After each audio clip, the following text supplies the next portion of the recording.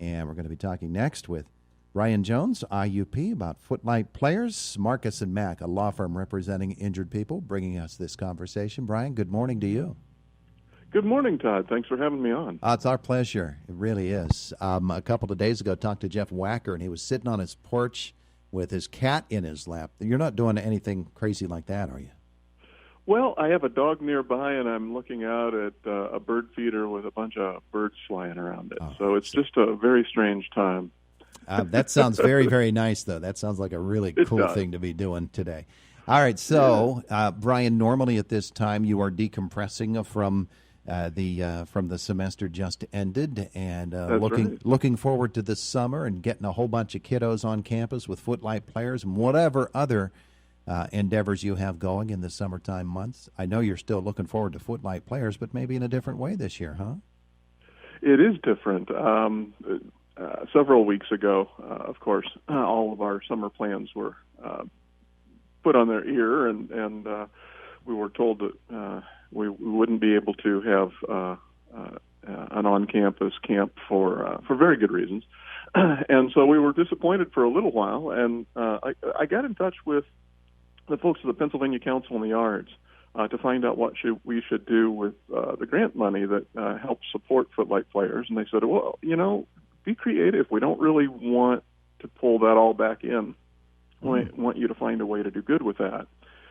And so I got together with Sharon Camille and Rachel DeSoto Jackson, who are my other leaders in Footlight Players, and we cooked up a plan to put Footlight Players online as much as we could, and try to do some sort of a facsimile of that experience. And we have some exciting plans, I think. Oh, good. Well, it sounds like you're actually going to make it fun, because you always do in person. We have the kids in here a lot of times in the summertime for the Footlight Players, and they tell us how much fun and how much excitement they've had. But maybe this year in a little bit of a different way. It will be a little bit of a different way, and they'll be able to get together with one another in virtual space, I suppose, but during the day, I want to take a quick look at the schedule here.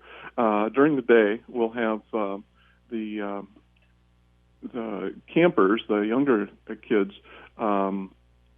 start out a rehearsal for some selections from Alice in Wonderland, and then after that, the Academy age players would work on some selections from Matilda. Now, that's going to be a little bit different than a fully blown production, of course. Mm-hmm. But what they'll have a chance to do is work with artists. We have teaching artists with Broadway and regional theater credits. C.J. Greer we're bringing in this year, and she's probably most widely known as in the role of Fantine in the national tour of Les Miserables.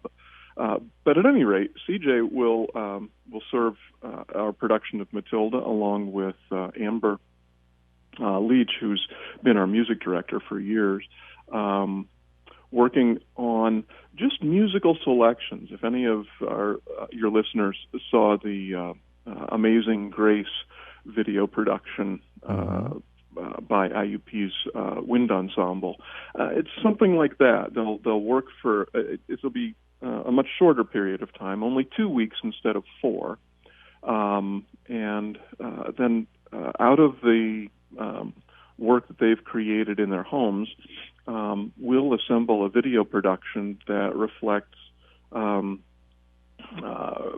what they've been doing in their character work on Matilda or on Alice in Wonderland.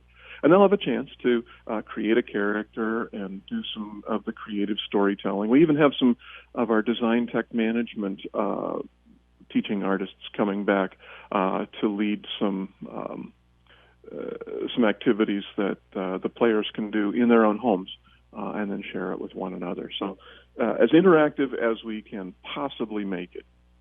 It's really interesting to me that in probably 5 or 10 years, we're going to look back on the summer of 2020, the year of 2020, at how technology has advanced. And whereas all these videos are being done and done so wonderfully, Brady Bunch style, with the boxes, a few years down the road, we're probably going to be able to put backgrounds and be able to actually patch together something that is really, really high quality and involves scenery and movement and all of these wonderful things. And this is the start of it. It could be a pretty exciting time.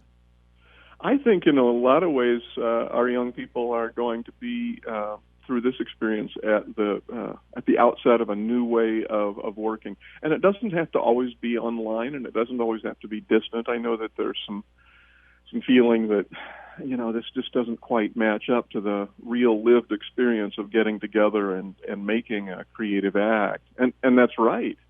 But it's going to give us, I think you're absolutely right, it's going to give us so many more tools to be creative with. And our young people are going to be, of course, the beneficiaries of all of that.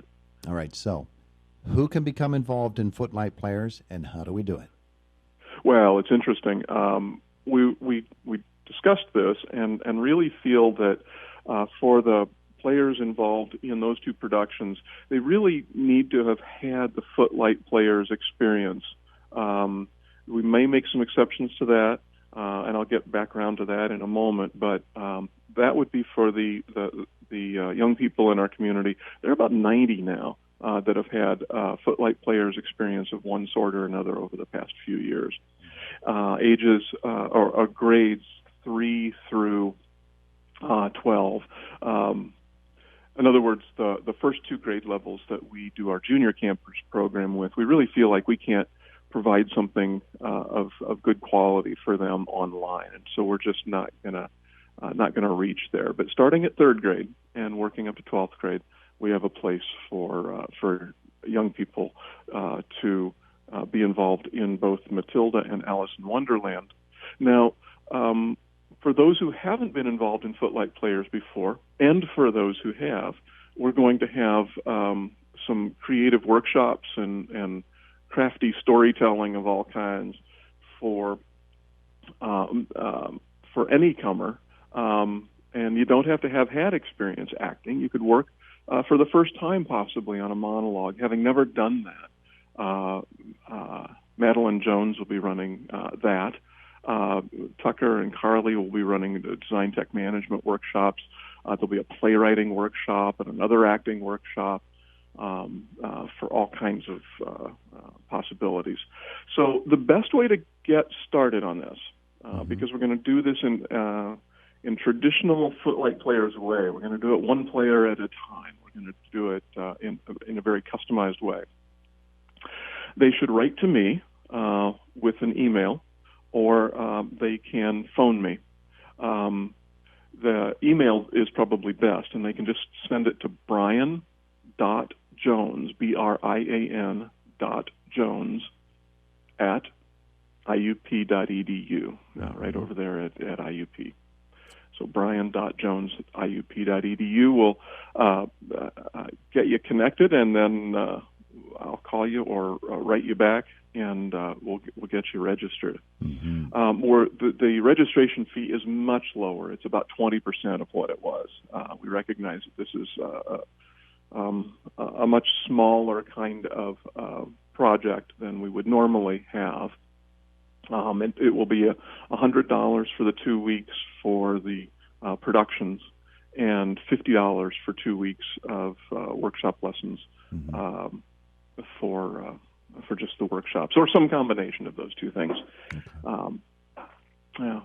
So, calendar-wise, is it calendar-centric? Yeah. We really have to pay attention to dates, or is it something that's going to be flexible? Well, it's not going to be flexible because we do feel it's really important for the teaching artists and our players to get together in sequential time and work on this together. So it'll start at the same start time that we had before. We had about 21 players already signed up to start June 22nd. Okay. June 22nd, and it will take that week all the way into July 3rd. Will be the end of the second week. And then we're going to spend another week assembling all the video production and everything that we've gathered together. And there may be young people in your audience who would like to participate in Footlight Players, maybe even for the first time, in the technology of all of that. and work building the media side of things as well. Yeah. So that will be an opportunity. Yeah, some interesting opportunities and possibilities for Footlight Players this year. You know, you think ahead just a year from now, and you're going to be able to assimilate all of this stuff and go over it in the course of a year and probably come up with something even more exciting. Yeah, super exciting. And the young people that get involved this year, we'll build right on top of that in next year's program. We're already starting to think about what we'll do in 2021. Very good. Brian, thank you so much for spending some time with us. The email again is brian.jones@iup.edu. That's right. Beautiful. Hey, have a great day today. Thanks so much for your time, Todd. It is the voice of Indiana County, WCCS, AM 1160 and 101.1 FM.